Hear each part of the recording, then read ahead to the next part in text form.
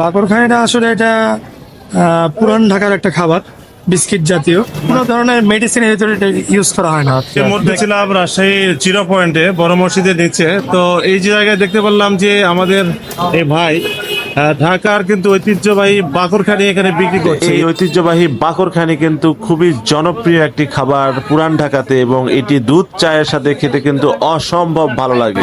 সুপ্রিয় দর্শক, এই মুহূর্তে রয়েছিলাম রাজশাহী শহরের জিরো পয়েন্টে, এবং এই জায়গায় দেখতে পেলাম পুরান ঢাকার ঐতিহ্যবাহী বাকরখানি কিন্তু বিক্রি হচ্ছে এখন রাজশাহীতে। এই ঐতিহ্যবাহী বাকরখানি কিন্তু খুবই জনপ্রিয় একটি খাবার পুরান ঢাকাতে, এবং এটি দুধ চায়ের সাথে খেতে কিন্তু অসম্ভব ভালো লাগে। আর এই বাকরখানি রয়েছে কিন্তু সুদীর্ঘ ইতিহাস, যেটি যুগ যুগ ধরে মুঘল আমল থেকে এই বাঙালি পর্যন্ত সকল শ্রেণীর মানুষ কিন্তু এই বাকরখানি খেয়ে আসছে। এবং এই ভাই কিন্তু রাজশাহীতে বাকরখানি নিয়ে এসছে, এবং এই বড় মসজিদের নিচে কিন্তু এই